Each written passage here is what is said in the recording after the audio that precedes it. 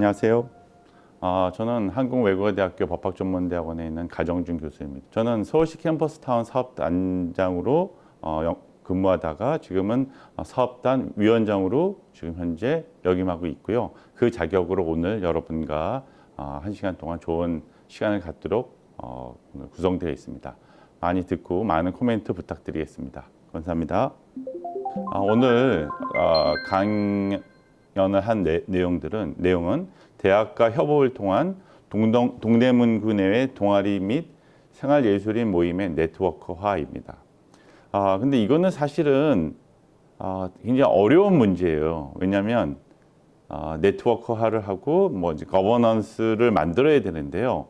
제가 이런 어떤 그 회사법이라든지 회사의 전문가가 아니기 때문에 구체적으로 이렇게 만들어라라고 얘기하는 것보다 어떻게 보면 이제 이런 방향으로 나가면 이게 되겠다라는 것으로 제가 오늘 이 강연을 구성해 보려고 하고요. 그리고 실제적인 사례를 제가 한번 보여드리려고 합니다.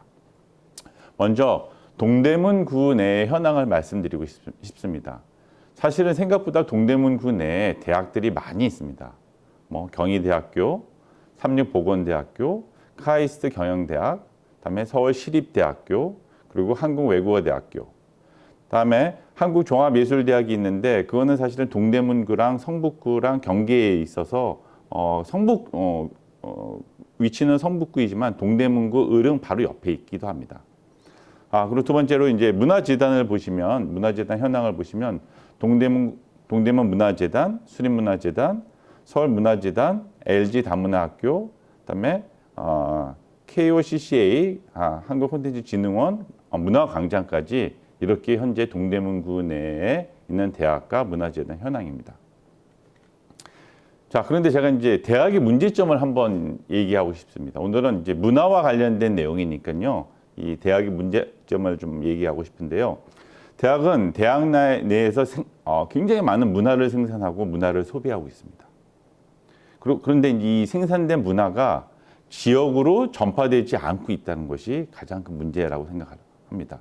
많이 생산되고 많이 소비되는데 생산과 소비의 주체가 대학 내에 머물고 있다는 거죠. 세 번째, 대학과 지역의 교류와 소통을 위한 프로그램 및 사업이 부재된 상황입니다.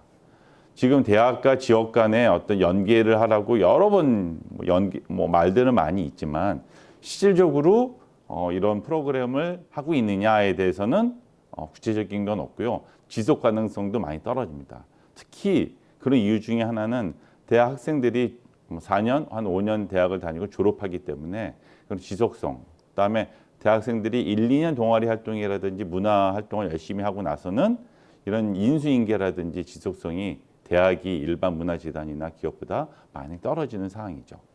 다음에 네 번째가 중요한데요.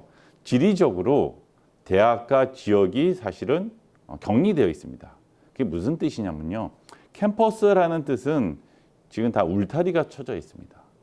울타리가 쳐져 있고요. 대학이 모두 다 구석진 산이나 사이드에 있기 때문에 일반 주민들이 접근하기가 쉽지 않고요. 학생들도 거리로 나오는 것이 쉽지 않습니다.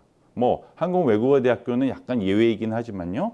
그렇지만 이런 대학의 어떤 문화 생산과 소비, 그다음에 주민과의 연계 프로그램 부재, 그다음에 대학과 지역 간의 어떤 지리적 격리, 이런 것들이 문제가 되고 있습니다.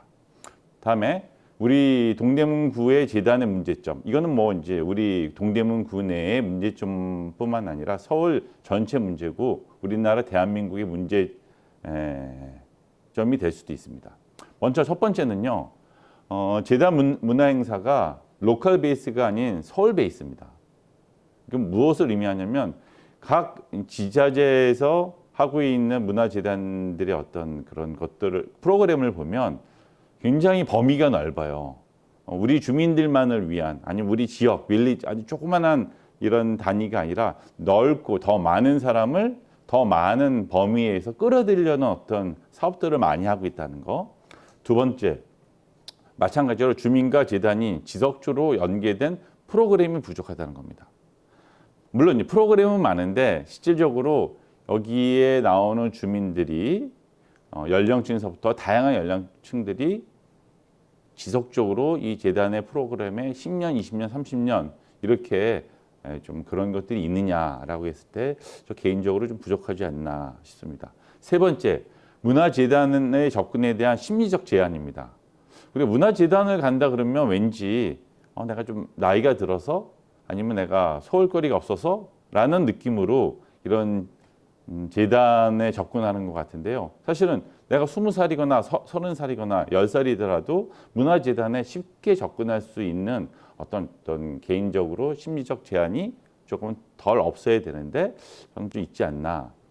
자, 네 번째, 이것이 이제 오늘 강연과 관련된 이제 핵심 포인트인데요. 문화적 랜드마크를 발굴을 통한 프로그램 연계가 저는 가장 중요하다고 생각합니다. 그렇다면 문화적 랜드마크를 통한 프로그램 연계? 그럼 이것이 왜 이 오늘 이 네트워크를 만들고 거버넌스를 구축하는 데 있어서 중요한 핵심적인 문제이냐? 먼저 이제 아까 대학과 문화재단 간의 어떤 문제점들을 이제 통합해 보면 공통적인 문제점이 있습니다. 그것이 첫 번째, 지리적 격리. 아까 말씀드렸다시피 대학은 자체 내에서만 놀려고 그러고요. 바깥과 소통하는 데 있어서 지리적으로 서로 울타리가 쳐져 있기 때문에 격리가 되어 있다고 말씀드릴 수 있고요. 두 번째는 심리적 격리입니다. 심리적 격리는 난 대학생, 일반인, 주민, 뭐 이렇게 연령, 뭐 이런 남녀, 노소, 뭐 이런 식으로 심리적 격리가 재단과 주민, 대학과 주민, 뭐 그다음 문화재단과 대학 간의 연계 등도 이런 것들이 모두 다 심리적 격리가 있지 않느냐. 이제 세 번째, 생산된 문화의 비효율적 어떤 소비, 소멸이라고 얘기를 하는데요. 이것은 무엇이냐면 대학 내에서 굉장히 학생들이 문화 행사라든지 굉장히 열심히 준비해요. 그런데 한 번 공연하고 끝납니다. 너무나 안타까워요. 왜냐하면 여름방학 내내, 겨울방학 내내 엄청난 시간을 들여서 행사를 준비하는데 단 한 번 또는 두 번 행사를 하고 끝납니다. 그리고 오디언스, 관객들은 자기 다 친구들이에요. 너무나 안타깝습니다. 그렇다면 문화재단 행사도 과연 준비하고 어떤 비용에 비해서 얼마만큼 소비되고 효율적으로 소비되고 있는지. 네 번째, 동대문구를 대표하는 문화 행사 및 랜드마크가 무엇인지. 즉 동대문구의 무슨 행사는 정말 모든 이 주민들이 다 알고 있어요. 우리 주민뿐만 아니라 타 지역에 있는 주민들도 동대문구의 무슨 행사만큼은 하나를 기억하고 있느냐. 두 번째, 동대문구를 가면 어떤 지역에 어떤 명소가 있느냐. 하나. 근데 이것이 크거나 뭐 그럴 필요는 없지만 저는 이제 다섯 번째, 사실은 이 동대문구 안에 문화적 랜드마크들이 사실 있습니다. 홍릉 예터라든지 뭐 의령은 뭐 성북구지만 뭐 동대문구랑 저희 거의 같다고 생각하고요. 홍릉 수목원이라든지 세종대왕 기념관 등 이런 문화적 랜드마크가 될 수 있는 것들이 생각보다 많습니다. 예를 들면 제가 이제 교양에서 수업을 어쩌다 한 번씩 하는데요. 학생들을 데리고 의령을 방문합니다. 근데 학생들은 저기 외고대학교 후문에서 의령까지 걸어가는데 10분 정도 걸리거든요. 학생들이 거기 의령이 있다는 것도 잘 모르고요. 의령이 유네스코 유산이라는 것조차 모르는 학생들이 태반입니다. 그리고 만 24세 미만은 이하는 사실은 무료 관람인데 그조차도 잘 모르고 있습니다. 자, 이런 것들을 우리 한번 생각을 해보면서 이 동대문구 내에 있는 동아리라든지 생활문화인 예술인들의 어떤 네트워크, 그다음에 거버넌스 구축, 뭐 이런 문제점들을 알고 한번 접근해 보는 것이 어떨까 싶습니다. 네 번째, 그렇다면 군의 동아리와 생활예술인 간에 어떻게 연계를 하고 거버넌스를 어떻게 구축할 것인지 저는 단 한 가지, 문화적 랜드마크가 하나 있으면 된다고 생각합니다. 근데 이 문화적 랜드마크가 꼭 역사적인 가치가 있거나 그럴 필요는 없습니다. 너무너무 멋있는 카페가 있다든지, 너무너무 멋있는 도서관이 있다든지, 너무너무 멋있는 뭐 이제 박물관이 있다든지, 아니면 너무 좀 보지도 못한 서점이 있다든지, 아니면 어떤 건축물이 있는데 그 건축물이 도저히 딴 데서도 볼 수 없는 건축물 하나만 있으면 저는 어떨까? 특히 우리나라 사람들이 가장 많이 존경하는 인물을 뽑으라면 뭐 이순신 뭐 이렇게 뭐 얘기하지만 그와 못지않게 존경을 하고 사랑하는 분을 뽑으라면 세종대왕이라고 저는 생각합니다. 근데 세종대왕 기념관이 동대문구에 있습니다. 근데 세종대왕 기념관을 가보면 뭐 자료들은 많이 있는데 나 또 오고 싶다. 다른 친구들을 데리고 오겠다. 다른 주민들을 데리고 오겠다. 나 자주 와서 봐야겠다. 뭐 이러할 정도로 그것이 잘 갖춰져 있느냐라고 생각했을 때 저는 약간 좀 거기에 대해서는 긍정적이지 않습니다.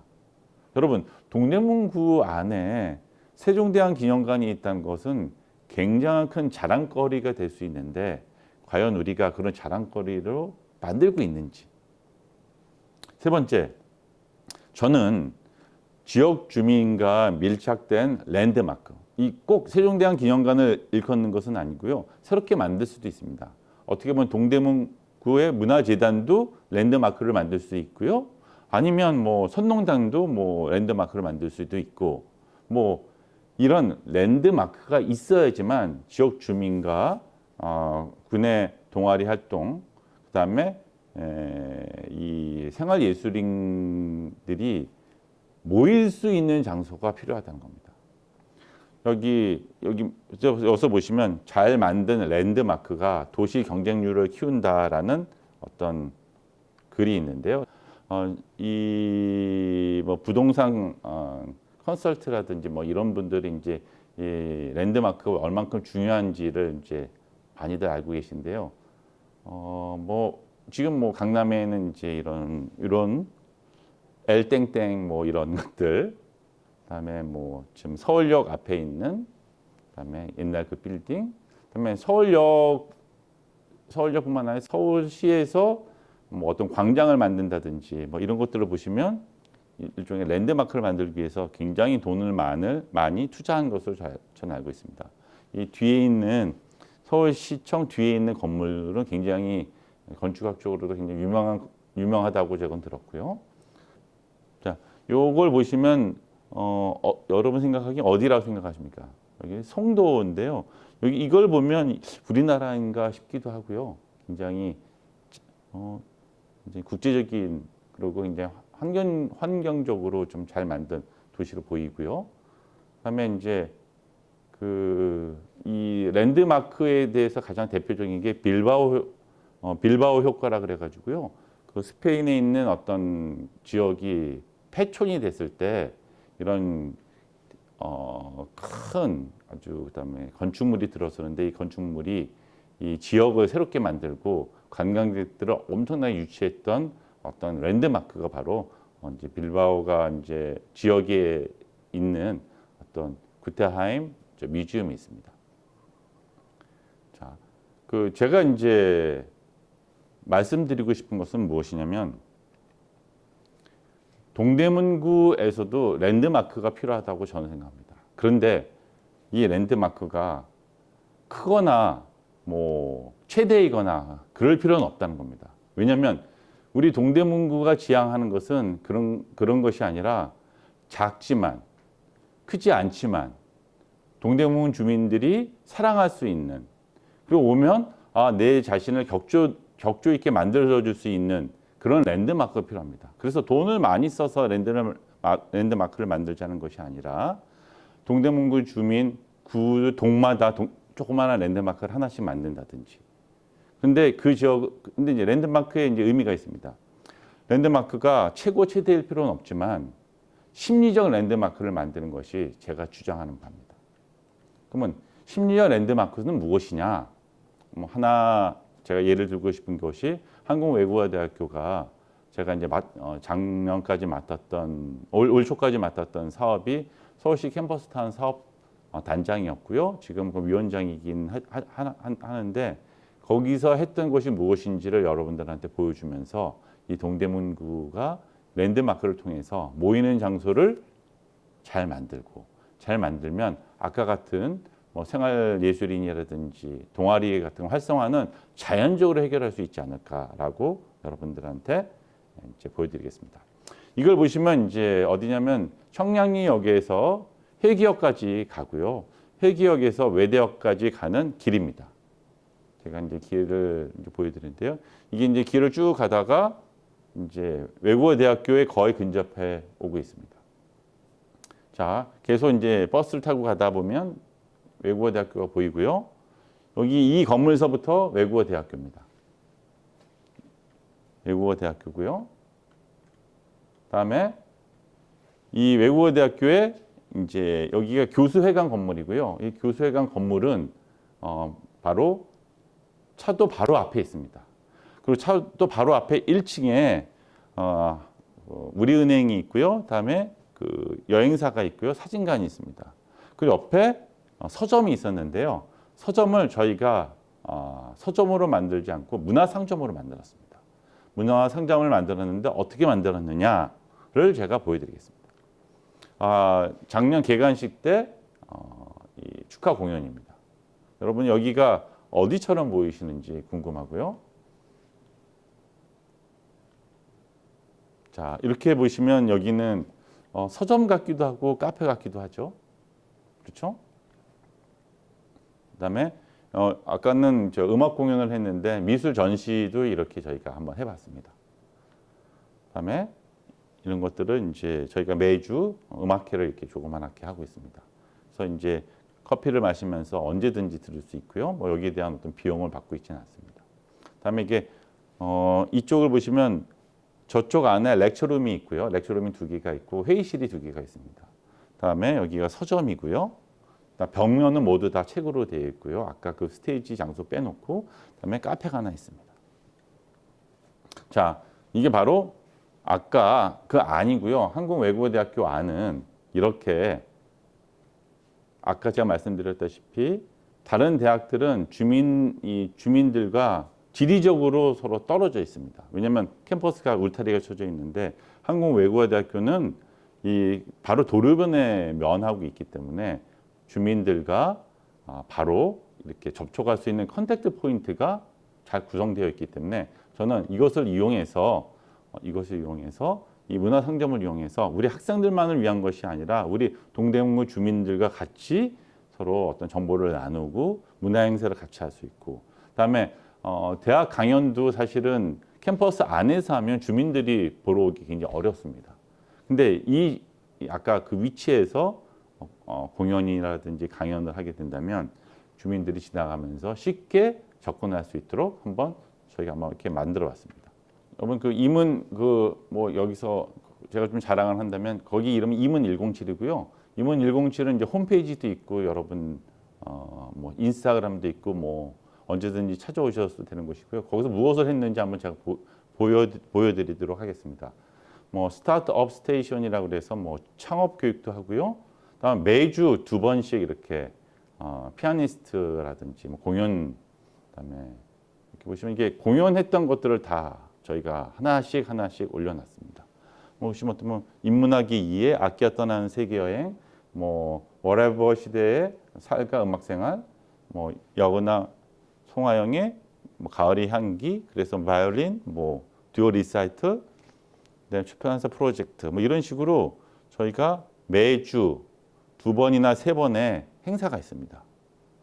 자, 근데 이거 행사를 들었을 땐 가벼운 마음으로 들어오라고 저희가 뭐 커피도 마시고, 그다음에 음악을 할 때 저희가 막 떠들어도 된다고 사실 말씀드립니다. 큰 소리로 하지 않아도 되게끔 여러분들에게 이렇게 구성이 되어 있습니다. 여러분들 이문 107에 오셔서 직접 보시는 게 어떨까 싶고요. 이제 결론으로 이제 넘어가도록 하겠습니다. 제가 생각하는 것은 이제 하나의 공간, 뭐 지금 언택트 시대이기 때문에 이제 공간에 대한 개념이 조금 줄어들긴 했지만 그럴수록 저는 이런 공간에 대한 중요성이 저는 더욱더 중요하다 생각합니다. 여러분 문화재단이나 어디 갔었을 때 너무 강의실 같지 않아요? 여러분 호텔에 가실 때 겁나는 건 왜 두렵냐면 비싸서 그렇습니다.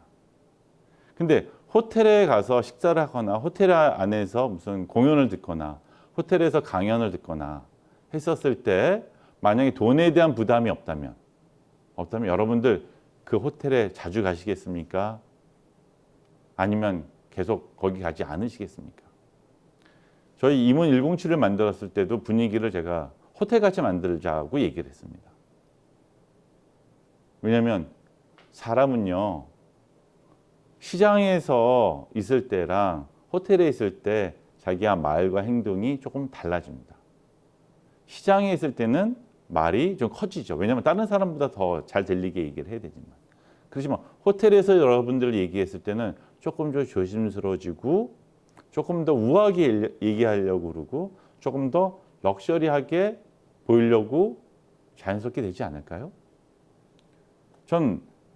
즉 장소서부터 그런 공간에서 생활예술인이라든지 동아리 멤버들이 만나서 이야기를 한다면 조금 더 건설적이고 우아하고 그다음에 럭셔리한 대화와 그다음에 창의적인 생각을 할 수 있지 않을까라고 생각합니다. 따라서 인위적인 방법보다는 조금 자연스러운 방법. 하지만 그 장소는 너 또 가고 싶은 장소로 만들어야죠. 뭐 카페트도 깔려 있으면 더 좋고요.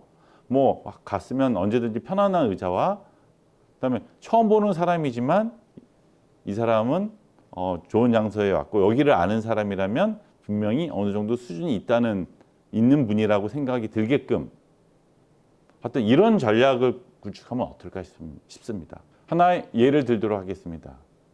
어떤 카페는 화장실이 보이지 않는 곳에 위치해야지만 좋은 카페라고 얘기를 하더라고요. 그 이유를 물어봤더니 화장실이 안 보이면 고객들이 점원한테 와서 화장실이 어디 있냐고 묻게 되죠. 그러면 점원은 고객에게 이렇게 가라고 이제 설명을 하겠죠. 그것이 바로 첫 번째 대화와 소통의 시작입니다.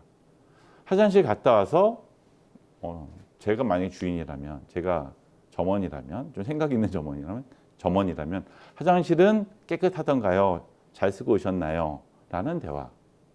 그러면 이제 손님이 이제 화장실이 좋습니다. 어쩌고 이제 대화가 되겠죠. 그러고 나서 오늘 커피 맛있게 드셨습니까? 이게 바로 소통의 시작입니다. 즉 장소는 어떻게 화장실을 배치하느냐에 따라서 이렇게 소통이 될 수도 있고요. 그다음에 이 장소가 아까 제가 말씀드렸다시피 작더라도 고급화 전략으로 돈을 많이 들이자는 얘기는 아닙니다. 그냥 우리가 문화재단 갔을 때, 문화센터 갔었을 때 생각하는 그런 강의실? 여러분, 저는 이런 학교에다가 이런 얘기를 해요. 외국에서 제가 유학했을 때는 모든 강의실마다 벽면에 그림이 한 점씩 있었습니다.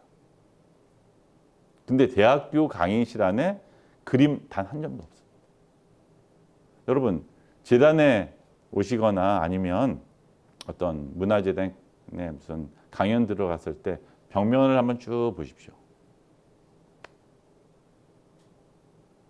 그림이 없어요.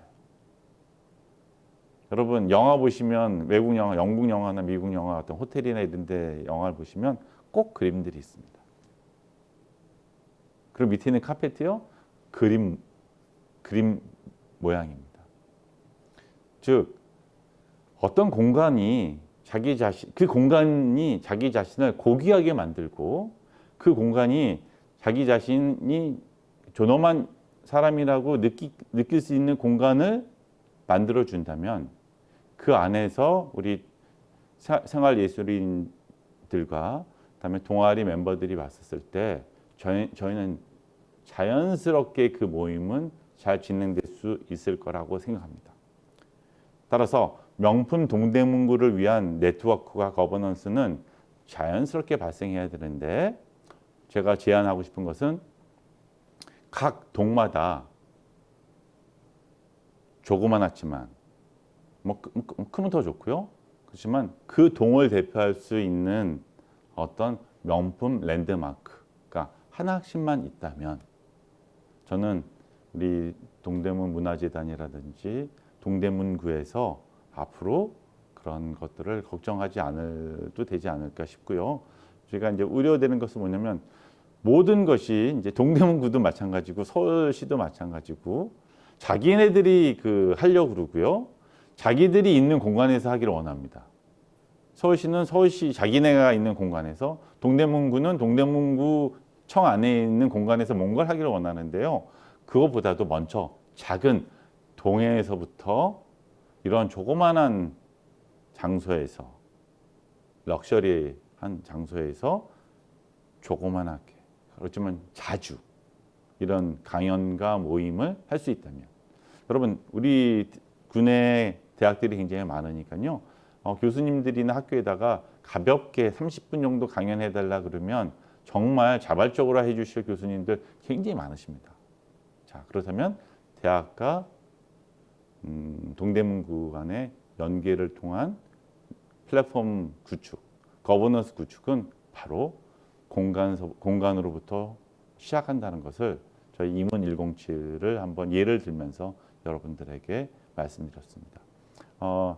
재밌는 내용은 아니지만 재밌게 하려고 노력을 했고요. 여러분 재밌게 들어주셨으면 감사드립니다. 요즘에 맨 마지막에 유머를 하나 넣으라고 그러는데 구독과 좋아요 이렇게 눌러달라 그러는데 이거는 없으니까 부담 없이 들어주셨으면 고맙겠습니다. 감사합니다.